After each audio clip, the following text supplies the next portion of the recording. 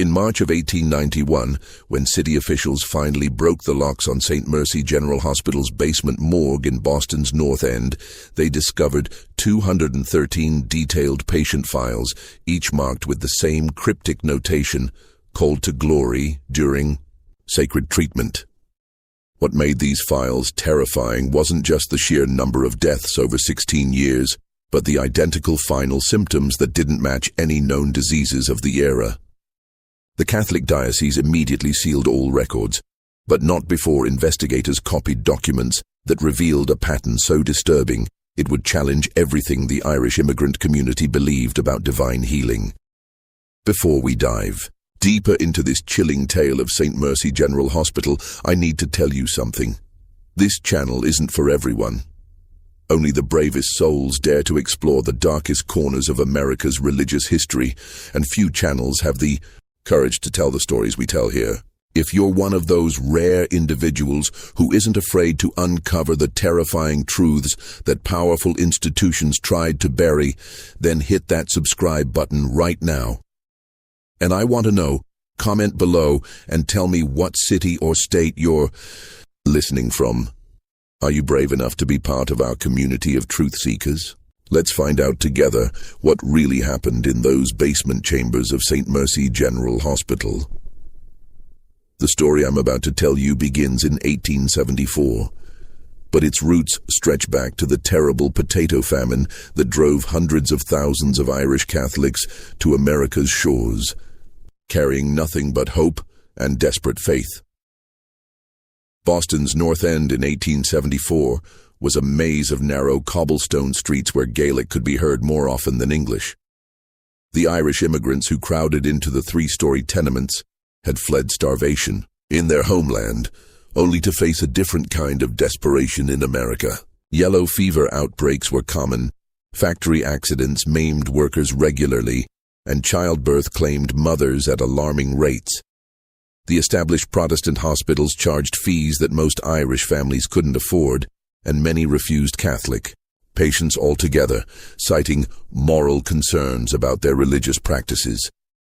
Into this void stepped Dr. Charles Whitman, Sister Margaret O'Connor, and Chaplain Robert Sullivan, who announced in the spring of 1874 that they would open St. Mercy General Hospital as a beacon of divine healing for God's forgotten children. The three-story brick building on Salem Street had previously housed a textile warehouse, but the trio spent months converting it into what appeared to be a legitimate medical facility. The first floor contained a reception area dominated by a massive wooden crucifix, treatment rooms with proper medical equipment, and a small chapel where patients could pray before procedures. The second floor housed patient wards with 20 beds, each bearing hand-carved religious symbols. But it was the basement that would become the source of nightmares, a series of rooms they called sacred treatment chambers, where, they claimed, the most miraculous healings would take place. Dr. Whitman presented impressive credentials from the University of Edinburgh, claiming specialization in experimental therapeutics blessed by divine guidance. He was a tall, gaunt man in his 50s with piercing blue eyes and prematurely white hair that he kept meticulously groomed. His hands were always impeccably clean, and he wore a small silver cross on his lapel, details that made desperate families trust him implicitly. Sister Margaret O'Connor appeared to be a genuine Catholic nun, complete with traditional habit and rosary beads that never left her side. She spoke with a soft Irish accent and possessed an almost supernatural ability to comfort frightened patients with whispered prayers and gentle touches. Chaplain Sullivan, a robust man with a booming voice, conducted services that could be heard 3 blocks away. His sermons about divine healing drew crowds of hundreds, and his blessing ceremonies became legendary throughout the Irish Quarter. The hospital's reputation grew through word-of-mouth testimonials that seemed too miraculous to be false. Families whispered about relatives who had entered St. Mercy with terminal consumption, only to emerge completely cured after receiving blessed treatments in the basement chambers. Stories spread of broken bones healing overnight, of children's fevers breaking instantly after receiving sanctified medicine, and of elderly patients regaining strength they hadn't possessed in decades. The treatments were always free for families who couldn't pay, funded, according to Dr. Whitman, by generous benefactors who wished to remain anonymous in their Christian charity. What made these testimonials particularly convincing was their specificity. Margaret Flynn would tell anyone who listened how her 7-year-old son Tommy had been dying of pneumonia when she brought him to St. Mercy in desperation. After 3 days of sacred treatments, Tommy was running through the streets again, healthier than he'd ever been. Patrick O'Brien swore his wife Mary had been cured of consumption that 3 other doctors had declared fatal. These weren't vague claims of improvement. These were complete transformations that defied medical explanation. The Irish Catholic community embraced St. Mercy as proof that God favored their suffering people. Father McKenna of St. Leonard's Church regularly sent parishioners to the hospital, praising Dr. Whitman's combination of medical science and divine intervention. The Boston Pilot, the city's Irish Catholic newspaper, published glowing articles about the miracle hospital of the North End and its trinity of healing angels. Even skeptical Protestant newspapers acknowledged that something remarkable was happening at St. Mercy, though they attributed it to the powerful effects of faith and suggestion upon the immigrant mind. By 1876, St. Mercy General Hospital was treating nearly 200 patients per month, with a waiting list that stretched for weeks. Families would camp outside the building, sleeping on the cobblestones in hopes of securing treatment for their loved ones. Dr. Whitman instituted a selection process he called divine guidance, claiming he prayed over each application and accepted. Only those patients whom God revealed were ready for healing. This selective admission policy only increased the hospital's mystique and made families even more desperate to gain entry. The hospital's success attracted attention from medical professionals throughout New England. Dr. Harrison Wells, from Massachusetts. General Hospital requested permission to observe the miraculous procedures, but was politely refused on grounds that divine healing required pure faith, unmarred by scientific skepticism. When pressed for details about his treatment methods, Dr. Whitman would smile gently and explain that he combined traditional medical knowledge with sacred rituals passed down through generations of faithful healers. He claimed his medications were purified through prayer and blessed during holy ceremonies, making them far more effective than ordinary pharmaceuticals.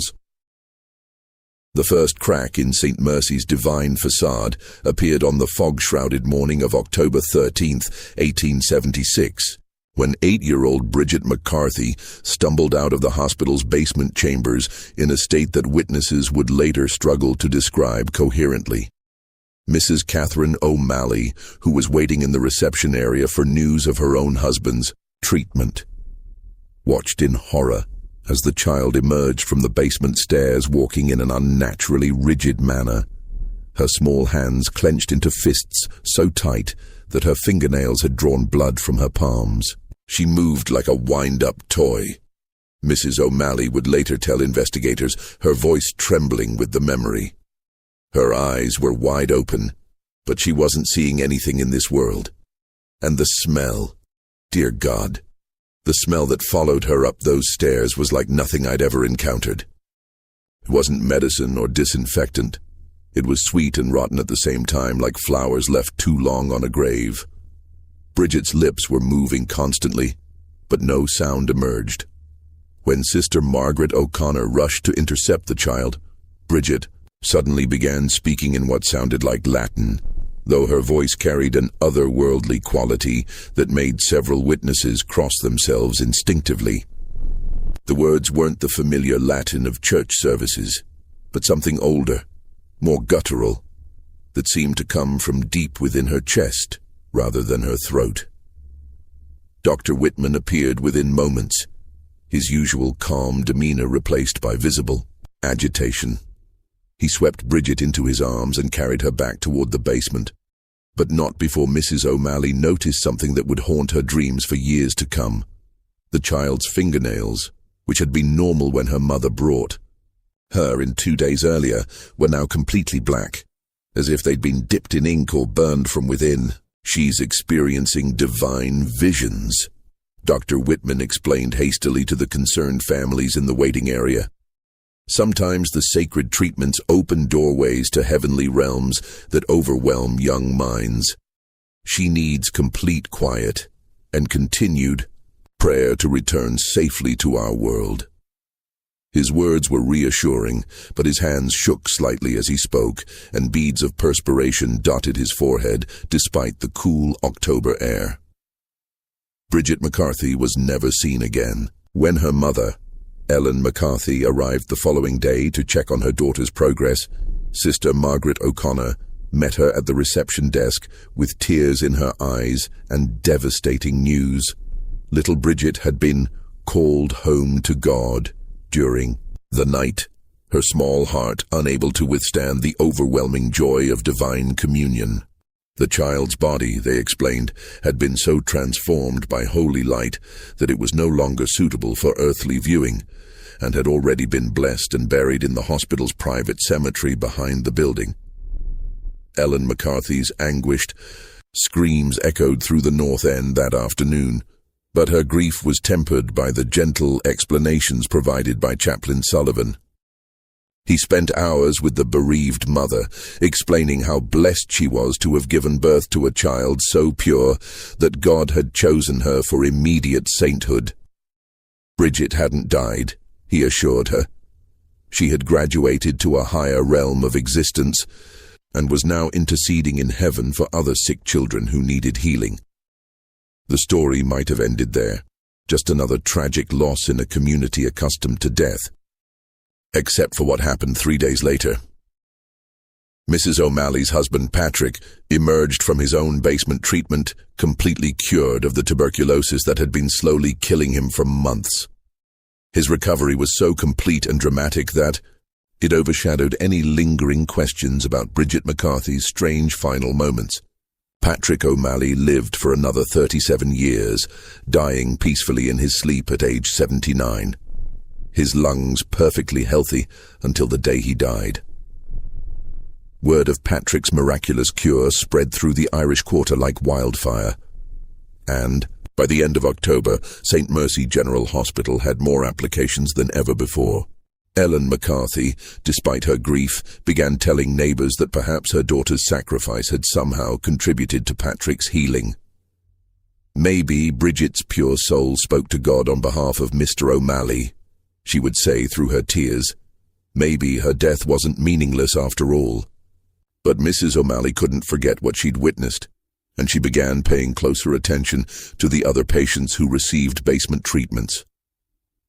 Over the following months, she noticed a disturbing pattern.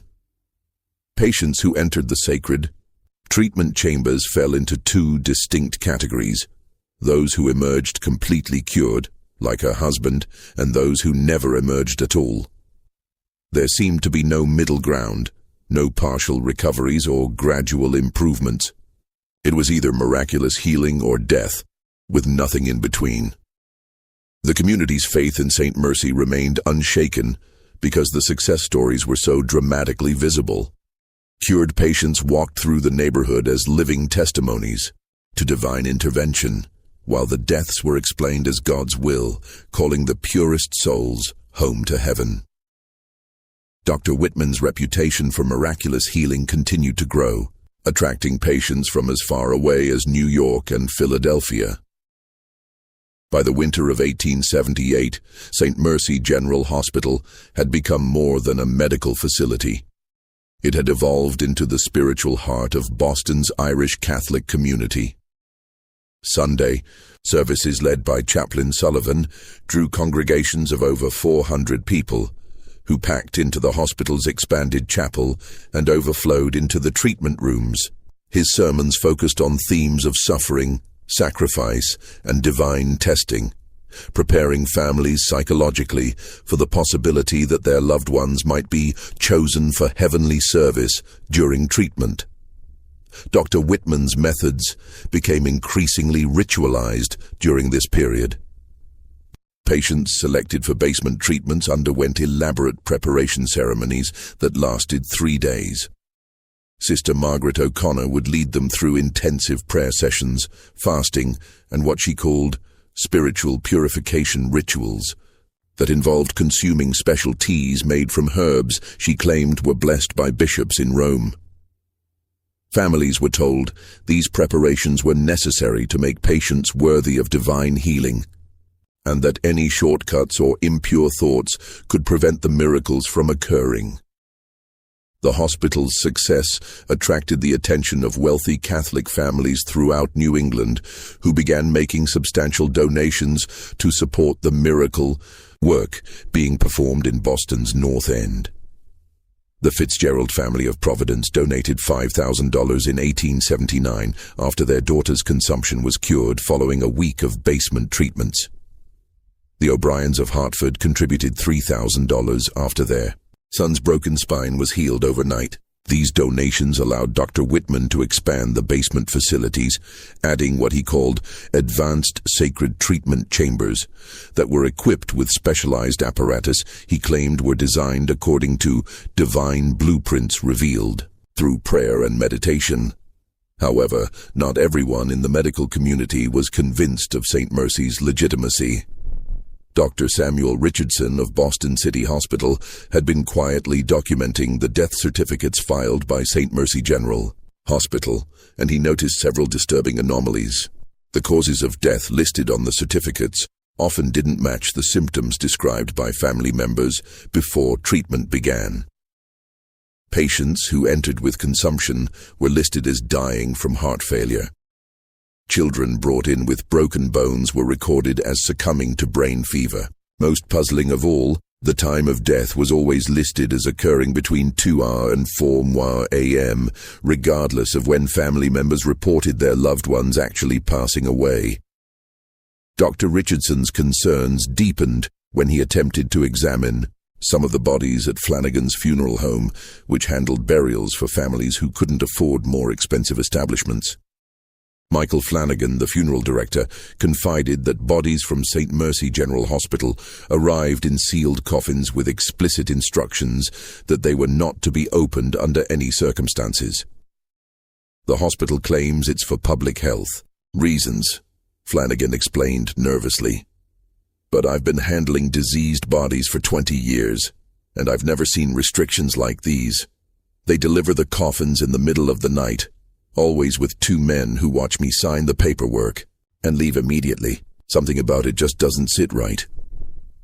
When Dr. Richardson attempted to discuss his concerns with city health officials, he was told that St. Mercy General Hospital was under the protection of the Catholic Diocese of Boston and that any investigations would need to be authorized by church authorities rather than civil government.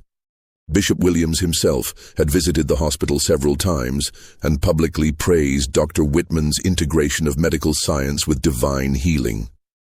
The bishop's endorsement made it virtually impossible for secular authorities to investigate the hospital without appearing to attack the Catholic Church itself. Meanwhile, Mrs. Catherine O'Malley had been conducting her own informal investigation, motivated by memories of young Bridget McCarthy's terrifying final moments. She began visiting families who had lost loved ones at St. Mercy, offering comfort and sympathy while carefully documenting their stories. What she discovered was a pattern of similarity that went far beyond coincidence. Every family described identical final symptoms: violent seizures that lasted exactly 13 minutes, fingernails that turned completely black, and a sweet, rotting smell that lingered in their clothing for weeks after death. Even more disturbing were the testimonies about what happened immediately before death. Multiple witnesses described hearing their family members speaking in unknown languages, reciting what sounded like mathematical equations or chemical formulas in voices that didn't sound entirely human. Sarah Murphy swore her dying husband had spent his final hour reciting a list of numbers in perfect sequence, as if he were reading from an invisible document. He kept saying the same numbers over and over, she told Mrs. O'Malley through tears.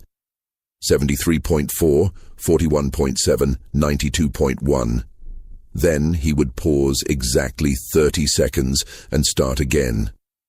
His voice got deeper each time, like someone else was speaking through him. Thomas Kelly reported that his daughter had described in precise detail the interior of buildings she had never visited and people she had never met, as if she were observing events happening in distant locations. Little Mary told me about a room with walls covered in bottles filled with colored liquids, and men in white coats writing in leather books, he recounted with visible distress. She described exactly how many windows were in a building across town that she'd never seen, and she knew the names of people who worked there.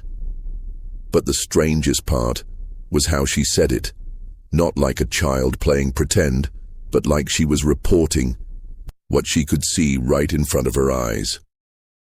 Perhaps most disturbing was the testimony of widow Elizabeth Connolly, whose husband Sean had died after receiving treatment for a broken leg sustained in a dock accident. Sean was never an educated man, she explained to Mrs. O'Malley, wringing her hands nervously. He could barely write his own name. But in his final hours he was speaking perfect Latin, not the Latin from church services, but something else entirely. Father McKenna came to give last rites, and even he didn't recognize the words Sean was saying. The priest told me later that some of it sounded like ancient medical terminology that only university-trained physicians would know. Elizabeth's account became even more chilling as she continued. But what really frightened me was how Sean's personality changed completely. He became cold and calculating, asking me questions about our finances, our family connections, and whether anyone would come looking for him if he disappeared. These weren't the confused ramblings of a dying man. They were the methodical inquiries of someone gathering intelligence. When I asked him why he wanted to know such things, he looked at me with eyes that didn't seem like his anymore and said, "Information has value, Elizabeth. Everything has value if you know the right buyers." Mrs. O'Malley also documented the case of young Timothy O'Brien, age 12, who had been brought to St. Mercy with severe pneumonia. His mother, Margaret O'Brien, described symptoms that defied medical explanation. Timothy began speaking in what sounded like German or some other foreign language, Margaret reported, her voice barely above a whisper. But he was also drawing pictures, detailed diagrams of mechanical devices and chemical apparatus that no 12-year-old should be able to imagine, let alone draw with such precision. When I asked him where he learned to draw such things, he said the pictures were already in his head, waiting to be drawn. The most unsettling aspect of Timothy's case was his apparent knowledge of future events. He told me exactly when the church bells would ring each day, predicted when it would rain, and knew which neighbors would visit before they arrived, Margaret continued.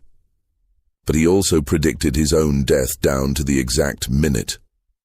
On his final morning, he told me he would die at 3:47 in the afternoon, and that his body would be taken away in a wooden box that same evening. Everything happened exactly as he said it would. Just when Mrs. O'Malley thought she was uncovering evidence of something sinister, she would encounter one of the miracle patients whose recovery was so complete and dramatic that it challenged her growing suspicions. Her own husband, Patrick, remained perfectly healthy, with lung capacity that surpassed men half his age. Michael Sullivan had recovered from injuries sustained in a construction accident that should have left him permanently paralyzed. Yet he now worked 14-hour days without showing any signs of fatigue. These success stories were impossible to dismiss or explain away, creating a maddening paradox that kept the community's faith intact despite mounting evidence that something was terribly wrong. The winter of 1880 brought an unusually harsh blizzard that trapped Boston under 4 feet of snow for nearly 2 weeks. During this period, when the hospital was completely cut off from the outside world, neighbors reported seeing strange lights emanating from the basement windows at all hours of the night. The lights weren't the steady glow of oil lamps or gas fixtures. but flickering colored illumination that shifted between green, blue, and deep purple. When the storm finally ended and normal operations resumed, 17 patients who had been receiving treatment during the blizzard were reported as having ascended to heavenly glory during the sacred storm. The spring of 1881 brought an unexpected visitor to St. Mercy General Hospital, who would forever change the course of events. Father Giuseppe Benedetti arrived from the Vatican's Congregation for the Causes of Saints, sent to investigate the miraculous healings that had been reported to church authorities in Rome. Unlike the local clergy, who had embraced St. Mercy without question, Father Benedetti possessed a methodical, almost scientific approach to evaluating claimed miracles. He had spent 15 years investigating supposed divine interventions throughout Europe and had developed techniques for distinguishing genuine miracles from elaborate frauds. Father Benedetti was a small, quiet man in his early 60s with sharp grey eyes that missed nothing and a manner of speaking that made people feel compelled to tell him the complete truth. He spoke perfect English with only a slight Italian accent, and his extensive knowledge of medical science often surprised those who expected a typical parish priest. What made him particularly dangerous to any potential deception was his background. In chemistry and anatomy, subjects he had studied at the University of Bologna before entering the priesthood. Dr. Whitman welcomed Father Benedetti with apparent enthusiasm, offering him complete access to patient records and treatment facilities. "We have nothing to hide from God's representative," he declared publicly, though Mrs. O'Malley noticed that the doctor's hands trembled slightly when shaking the priest's hand. "Our work here is blessed by divine grace, and we welcome any opportunity to demonstrate the miraculous power of faith combined with medical knowledge." Father Benedetti began his investigation by examining the documented cases of miraculous healing, requesting detailed medical records from before and after treatment. What he discovered immediately raised concerns. The before records were typically quite detailed, listing specific symptoms, vital signs, and progression of disease. However, the after records were remarkably sparse, usually containing only a single notation. Patient responded completely to sacred treatment. All symptoms resolved. Discharged in perfect health. When Father Benedetti requested to interview some of the miraculously cured patients, he encountered unexpected obstacles. Many of the most celebrated success stories had apparently moved away from Boston shortly after their recovery, leaving no forwarding addresses. Others had died from unrelated causes despite their supposed perfect health. Of the patients he could locate and interview, several exhibited strange memory gaps about their treatment experience. They remembered entering the basement chambers and then waking up completely healthy, but had no recollection of what happened during the actual procedures. Michael Sullivan, the construction worker who had recovered from paralyzing injuries, agreed to meet with Father Benedetti, but struggled to provide coherent details about his healing experience. "It's the strangest thing, Father," he admitted, scratching his head in confusion. "I remember Sister Margaret giving me some tea that tasted like bitter almonds, and then everything becomes fuzzy. I had dreams, at least I think they were dreams, of floating above my body and watching men in white coats doing things to me that I couldn't quite see clearly.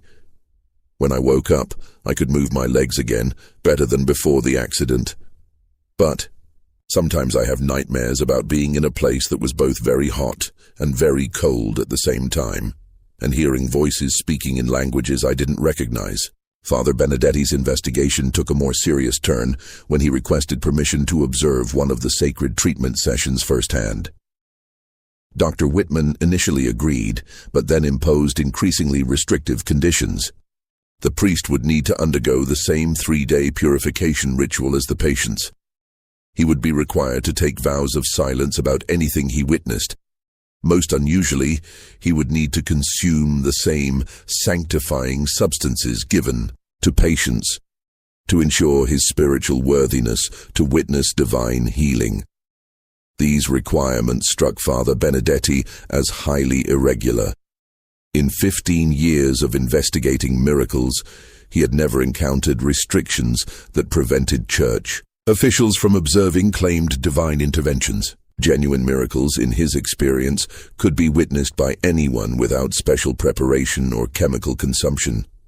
The elaborate prerequisites suggested that Dr. Whitman was either dealing with psychological phenomena that required specific mental states or was concealing procedures that wouldn't appear miraculous to trained observers.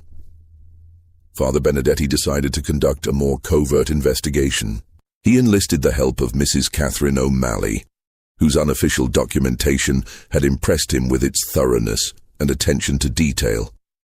Together they began mapping the hospital's true layout, timing the movements of staff members, and documenting the arrival and departure of unusual supplies. What they discovered was a complex operation that extended far beyond medical treatment. Late-night deliveries arrived at the hospital's rear entrance 3 times per week, always between 1 and 4 a.m. The deliveries included wooden crates, marked with symbols that Father Benedetti recognized from his studies of medieval alchemy, glass containers filled with liquids that ranged from clear to deep purple, and metal apparatus that looked more like laboratory equipment than medical instruments. Most disturbing were the periodic arrivals of men who didn't appear to be medical professionals, but rather businessmen in expensive suits who met privately with Dr. Whitman in his office, usually carrying leather satchels that they guarded carefully. Mrs. O'Malley discovered that the hospital's basement extended much further than the official blueprints indicated. By carefully pacing the building's exterior and comparing it to the interior layout, she determined that there were at least 3 rooms in the basement that couldn't be accessed through the main staircase. These hidden chambers were connected to a separate entrance that opened onto the alley behind the building, allowing people to enter and exit without being seen by patients or visitors in the main reception area. The breakthrough in Father Benedetti's investigation came from an unexpected source. In late September 1881, a young Irish woman named Molly Flanagan sought him out after Sunday Mass at St. Leonard's Church. Molly worked as a seamstress in a shop near the hospital and had been observing strange activities for months, but hadn't known whom to trust with her concerns. Her testimony would prove to be the key that unlocked the horrifying truth about St. Mercy General Hospital. "Father, I worked late into the evenings, often until past midnight," Molly explained in hushed tones, constantly glancing around to ensure they weren't overheard. "My shop window faces the back alley behind the hospital, and I've seen things that don't make sense for a place of healing. 3 nights ago, I watched 4 men carry what looked like a body wrapped in canvas from the hospital's rear door to a wagon. But here's what made my blood run cold. The body was moving, not like someone who was alive and struggling, but twitching and jerking like it was being shocked with electricity." Molly's observations became even more disturbing as she continued. "I've seen them burning things in metal barrels behind the building, always in the middle of the night. The smoke that comes from those fires isn't normal. It's thick and green, and it makes a smell that's so awful I have to close my windows even in hot weather. And Father, I swear to you on my mother's grave, I've heard screaming coming from underground. Not the kind of screaming you'd hear from someone in pain, but something else entirely. Something that doesn't sound entirely human." Father Benedetti realized he needed to gather more concrete evidence before making any accusations against such a respected institution. He arranged to spend several nights in Molly's shop, observing the hospital's rear activities through her window. What he witnessed during his surveillance would haunt him for the remainder of his life. On the night of October 3rd, 1881, Father Benedetti watched as Dr. Whitman, Sister Margaret O'Connor, and 2 unknown men in white coats emerged from the hospital's rear entrance carrying what appeared to be a wooden chest about the size of a coffin. The chest was making sounds, not the groaning of settling wood, but rhythmic tapping as if something inside was trying to communicate in code. The men loaded the chest onto a covered wagon and drove away toward the harbor district, returning 3 hours later with the wagon empty. 2 nights later, Father Benedetti observed a scene that convinced him immediate action was necessary. Well-dressed man in an expensive overcoat arrived at the rear entrance carrying a leather satchel and was met by Dr. Whitman. The 2 men spoke briefly before the stranger handed over the satchel and received a small glass vial filled with dark liquid in return. As the stranger held the vial up to the moonlight, Father Benedetti could see him examining it with the practiced eye of someone familiar with chemical substances. The transaction had the unmistakable character of a business deal rather than a medical consultation. Father Benedetti decided to break into the hospital's basement to gather definitive proof of whatever illegal activities were taking place. Using his knowledge of the building's layout and the staff's routine schedules, he gained access through a basement window that faced the alley on the night of October 8th, 1881. What he discovered in those underground chambers would exceed his worst expectations and challenge his faith in humanity itself.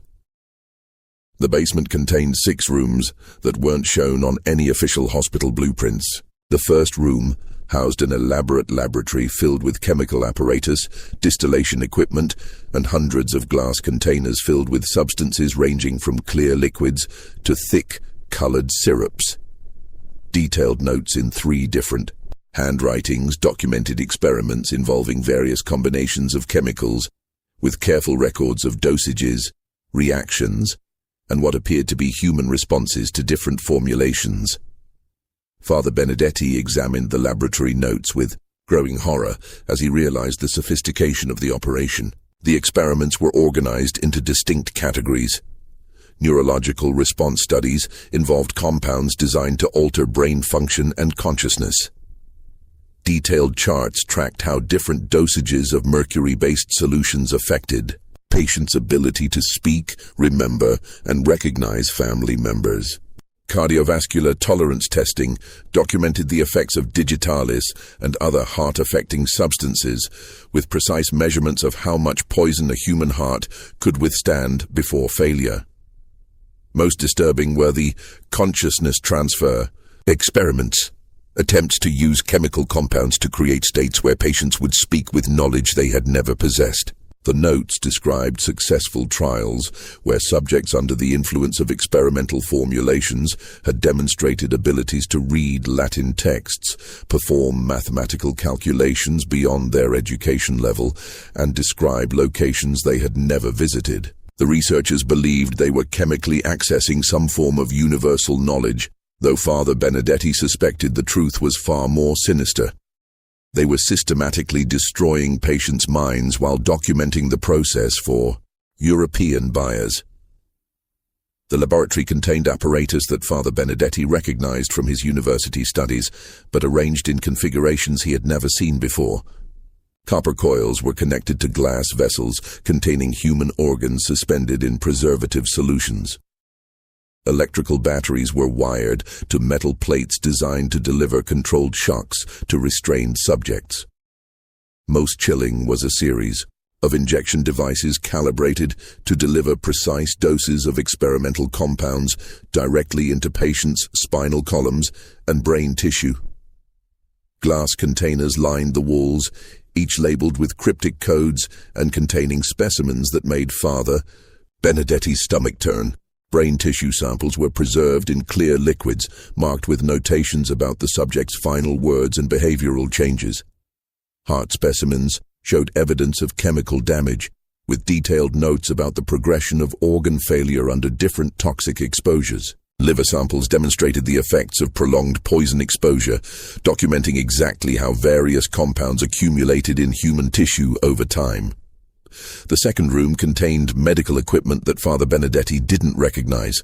Metal tables, with leather restraints positioned at precise angles. Apparatus that looked designed to deliver controlled electrical shocks to specific parts of the human body, and instruments that appeared to be intended for surgical procedures on conscious patients. Most disturbing were the detailed anatomical charts on the walls, marked with notations about optimal injection sites, maximum tolerance thresholds, and preferred extraction points for organ harvesting. Surgical instruments were arranged with military precision, each tool designed for specific procedures that seemed to prioritize data collection over patient survival. Bone saws were marked with measurements for precise cranial openings.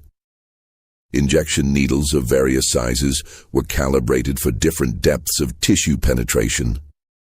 Collection vessels were designed to capture and measure blood loss, organ fluids, and other biological specimens during procedures. The most sophisticated equipment appeared to be designed for monitoring patients during experimental procedures. Mechanical devices tracked heart rate, breathing patterns, and body temperature while subjects underwent testing. Recording apparatus documented patients' verbal responses and physical reactions to different compounds. The entire setup was designed to extract maximum scientific data from human suffering while maintaining detailed records for commercial sale. But it was the third room that revealed the true horror of St. Mercy General Hospital. Filing cabinets lined the walls, filled with hundreds of patient records far more detailed than anything maintained upstairs. Each file contained photographs of patients before, during, and after treatment, along with meticulous documentation of their responses to various experimental procedures. The files were organized not by patient name or medical condition, but by categories like high-tolerance subjects, rapid response cases, and most chillingly, expendable test population. Father Benedetti's hands shook as he examined file after file, each revealing a different aspect of the systematic experimentation being conducted on unsuspecting patients. The records showed that Dr. Whitman and his associates were testing pharmaceutical compounds for what appeared to be European chemical companies, using poor Irish immigrants as unwilling test subjects. The miraculous cures were the result of patients who survived experimental treatments that proved effective. The deaths were patients who had received lethal doses or reacted fatally to toxic substances. The files revealed the true identities of the hospital's staff. Dr. Charles Whitman was actually Dr. Klaus Weissmann, a German physician who had been expelled from the University of Heidelberg for conducting unauthorized human experiments. Sister Margaret O'Connor was Margaret Osborne, a former nurse who had been dismissed from London Hospital for stealing morphine and falsifying patient records. Chaplain Robert Sullivan was Robert Steinberg, who had never been ordained as a priest, but had learned to conduct convincing religious services during a stint as a confidence man in Philadelphia. Just as Father Benedetti was photographing the most damning evidence with a small camera he had brought for documentation purposes, he heard footsteps on the basement stairs and realized his investigation was about to be discovered. The truth was now within his grasp, but he would need to escape alive to expose the horrifying conspiracy that had claimed 213 innocent lives under the guise of divine healing. Father Benedetti extinguished his small oil lamp and pressed himself against the wall behind the filing cabinets as the footsteps descended the basement stairs. Through a gap between the cabinets, he could see the flickering light of lanterns approaching the hidden laboratory rooms. Two voices became audible, Dr. Whitman speaking in urgent, hushed tones with someone Father Benedetti didn't recognize. "The Vatican investigator is getting too close," Dr. Whitman was saying, his cultured accent slipping to reveal Germanic pronunciation. "Benedetti has been asking questions about patients who can't be produced for interviews. If he discovers the basement operations, 16 years of work will be destroyed, and our European contracts will be terminated immediately." The second voice belonged to a woman, but not Sister Margaret O'Connor. This voice carried a crisp British accent and spoke with the authority of someone accustomed to giving orders.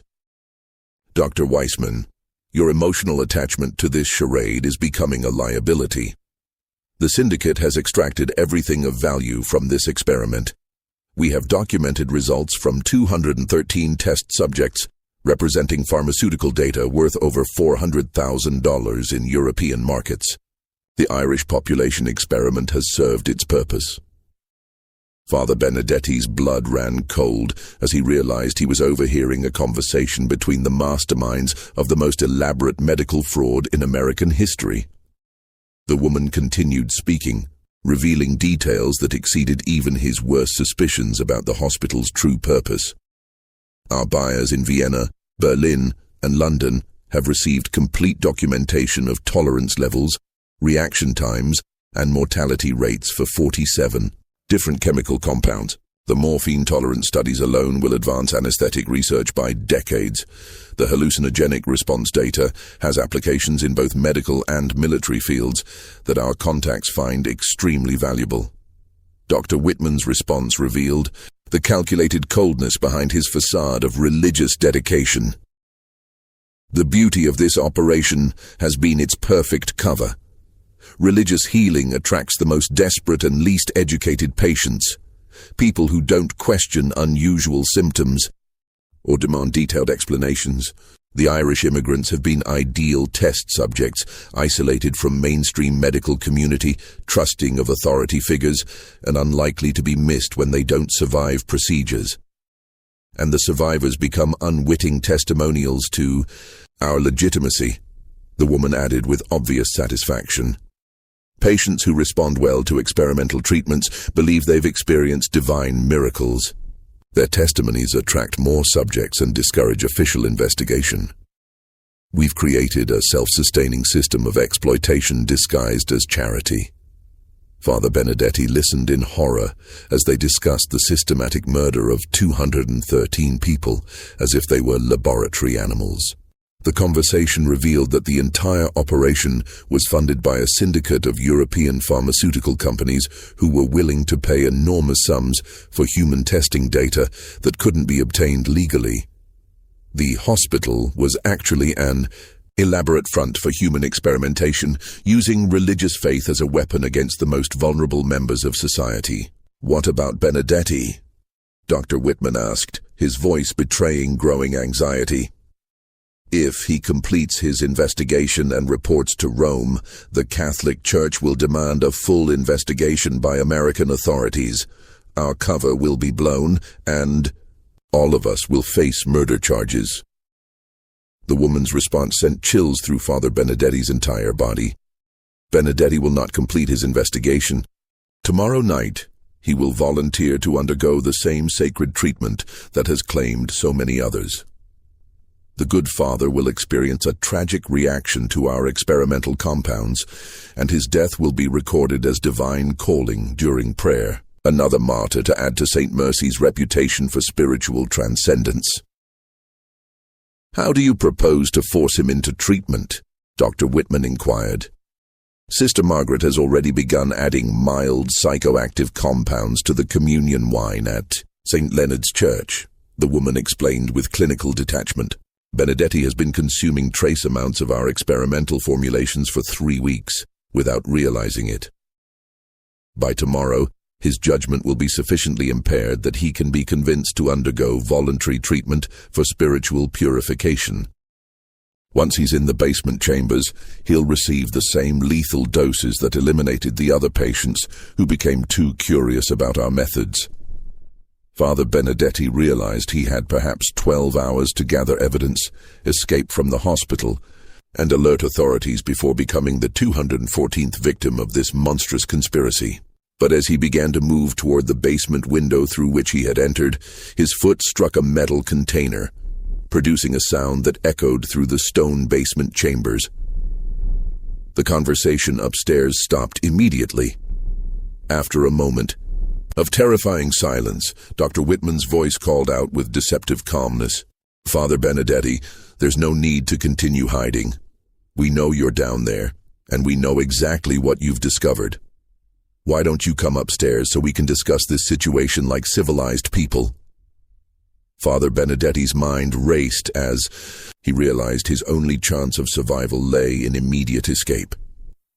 He could hear footsteps moving toward the basement stairs and knew that within moments the laboratory would be surrounded. Clutching the photographs and documents he had gathered as evidence, he moved quickly toward the basement window, praying that his aging body could still move with the agility his desperate situation required. As he reached the window, Father Benedetti heard Dr. Whitman's voice behind him, no longer maintaining its facade of genteel courtesy. "You have interfered with 16 years of groundbreaking medical research, priest. The data we've collected from our subjects will advance pharmaceutical science by generations. You cannot stop progress in the name of misguided morality." Father Benedetti squeezed through the basement window and found himself in the alley behind St. Mercy General Hospital, clutching evidence that would expose one of the most horrific crimes in American medical history. Behind him, he could hear sounds of pursuit, but he also heard something else that made his blood freeze: the distinctive sound of someone loading a rifle. The hunt for the Vatican investigator had begun, and he would need to reach safety before dawn if he hoped to live long enough to reveal the truth about the 213 victims of St. Mercy's unholy experiments. Father Benedetti's desperate flight through the pre-dawn streets of Boston's North End led him directly to the office of Dr. Samuel Richardson at Boston City Hospital, the one physician who had consistently questioned St. Mercy's miraculous claims. Together, they spent the remaining hours before sunrise examining the photographs and documents that revealed the full scope of the conspiracy. Dr. Richardson's medical expertise allowed him to interpret the experimental data with horrifying clarity. "These aren't random experiments," Dr. Richardson explained as he studied the detailed patient files. "This is systematic pharmaceutical testing on an industrial scale. Look at these dosage progressions. They were deliberately pushing compounds to lethal levels to establish maximum tolerance thresholds. And these chemical formulations, some of these substances weren't even known to exist in American laboratories. They were importing experimental compounds from European research facilities." The documentation revealed that the syndicate had been operating similar facilities in London, Berlin, and Vienna, using different vulnerable populations in each location. The Boston operation specifically targeted Irish immigrants because their isolation from mainstream American society made them ideal subjects for experimentation. When patients died, their deaths could be attributed to pre-existing conditions, divine will, or natural causes without triggering official investigations. Father Benedetti and Dr. Richardson faced a crucial decision about how to expose the conspiracy without allowing the perpetrators to escape justice. A direct approach to city authorities might give Dr. Whitman and his associates time to destroy evidence and flee the country. Instead, they decided to coordinate simultaneous raids on both the hospital and several addresses mentioned in the documents as storage facilities for experimental compounds. At exactly 6 a.m. on October 9, 1881, Father Benedetti presented his evidence to Bishop Williams while Dr. Richardson alerted city police and federal authorities. The timing was critical because the morning shift change at St. Mercy would provide maximum opportunity to apprehend all conspirators before they could coordinate their escape plans. The raid on St. Mercy General Hospital uncovered evidence that exceeded even Father Benedetti's worst expectations. In addition to the basement laboratory, investigators discovered a hidden sub-basement containing preservation tanks filled with human organs, detailed anatomical studies, and correspondence with buyers throughout Europe who were purchasing biological specimens for research purposes. The conspiracy wasn't limited to pharmaceutical testing. They had been harvesting organs from deceased patients and selling them to medical schools and research facilities that didn't ask questions about the source. Dr. Klaus Weissmann, the man known as Dr. Charles Whitman, was arrested while attempting to destroy documents in his office. Margaret Osborne, posing as Sister Margaret O'Connor, was captured at the harbor while boarding a ship bound for Liverpool with trunks filled with patient files and chemical samples. Robert Steinberg, the false chaplain, managed to escape initially, but was apprehended 3 days later in New York when he attempted to book passage to Hamburg under his real name. The arrests revealed connections to an international network of illegal human experimentation that stretched across 3 continents. European authorities used the evidence gathered in Boston to raid similar facilities in London, Berlin, and Vienna, ultimately exposing what newspapers called the most extensive medical conspiracy in modern history. The syndicate had been operating for nearly 2 decades, using religious institutions, orphanages, and charity hospitals as cover for systematic human experimentation. The fate of the 213 documented victims became a source of ongoing investigation and controversy. Exhumation of bodies from the hospital's private cemetery revealed that many coffins contained animal remains or were completely empty, suggesting that actual human remains had been shipped to European research facilities for continued study. Families who had believed their loved ones died natural deaths during medical treatment discovered they had actually been murdered for profit in elaborate pharmaceutical experiments. The few patients who had genuinely recovered from their illnesses presented a complex moral dilemma for investigators.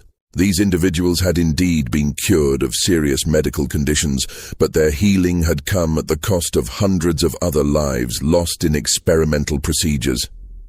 The treatments that saved them had been developed through systematic murder, creating a terrible paradox that challenged conventional notions of medical ethics and divine intervention. Mrs. Catherine O'Malley's husband, Patrick, whose miraculous recovery from tuberculosis had been one of St. Mercy's most celebrated successes, struggled with the knowledge that his healing might have contributed to the deaths of other patients. "How can I be grateful for my life when it came from such evil?"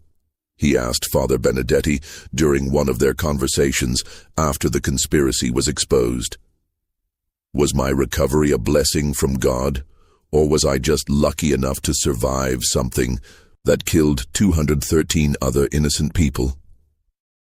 The international scandal surrounding St. Mercy General Hospital led to significant reforms in medical oversight and religious institutional monitoring. The Catholic Church implemented new requirements for verifying the credentials and backgrounds of medical personnel operating under church auspices. American authorities established federal oversight of experimental medical procedures and required detailed documentation of all pharmaceutical testing involving human subjects. The building that housed St. Mercy General Hospital was demolished in the spring of 1882, but the site remained vacant for over 3 decades because local residents believed it was cursed. Eventually, the lot was purchased by the city and converted into a small park with a memorial plaque honoring the 213 victims of what became known as the St. Mercy Murders. The plaque's inscription reads simply, "In memory of those who sought healing and found death. May their sacrifice teach us to question those who claim divine authority over human suffering." Dr. Klaus Weissmann was sentenced to death and executed in 1883, maintaining until his final moments that his experiments had advanced medical science and saved more lives than they had cost. Margaret Osborne received a life sentence and died in prison in 1901, reportedly spending her final years claiming that she had been genuinely devoted to helping patients and had been deceived about the true nature of the experimental procedures. Robert Steinberg was sentenced to 25 years but served only 12 before dying of consumption in 1893, the same disease he had falsely claimed to cure through divine intervention. Father Giuseppe Benedetti returned to Rome in 1882, where he spent the remainder of his career developing protocols for investigating claimed miracles that would prevent similar frauds from using religious faith as a cover for criminal activity. His detailed reports on the St. Mercy case became required reading for Vatican investigators and established standards for verifying divine healing that remain in use today. The most disturbing legacy of the St. Mercy conspiracy was the discovery that similar operations had been attempted in other American cities, targeting different vulnerable populations with various forms of fraudulent religious healing. The success of the Boston facility had inspired imitators who sought to exploit religious faith for profit, leading to a wave of investigations that revealed the extent to which unscrupulous individuals were willing to manipulate desperate people's belief in divine intervention. In the decades following the exposure of the St. Mercy murders, historians and medical researchers continued to study the case as an example of how institutional authority and religious faith could be weaponized against society's most vulnerable members.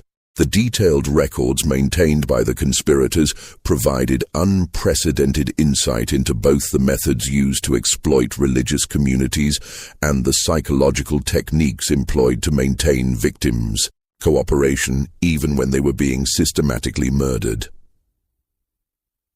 The story of St. Mercy General Hospital serves as a chilling reminder that evil often wears the mask of charity, and that those who claim to speak for God must be held to the highest standards of accountability and transparency. The 213 victims of this conspiracy died believing they were receiving divine healing, when in reality they were being sacrificed on the altar of scientific ambition and corporate greed. Their deaths challenge us to remain vigilant against those who would exploit our faith, our desperation, and our trust in the pursuit of power and profit. If you've stayed with this dark tale until the end, you're clearly not like most people. You have the courage to confront the uncomfortable truths that others prefer to ignore. The story of St. Mercy General Hospital reminds us that monsters don't always look like monsters. Sometimes they wear white coats and religious habits, and they speak of healing while they destroy. What do you think about this horrifying chapter in American medical history? Do you believe that such systematic evil could be hidden behind religious authority for 16 years without anyone else knowing the truth? Share your thoughts in the comments below. And if this story has given you chills, share it with someone else who appreciates dark mysteries. Hit that like button to support our research into these buried secrets, and subscribe to join our community of truth seekers who aren't afraid to explore the shadows of history. Until next time, remember that the most terrifying monsters are often those who convince us they're our saviors.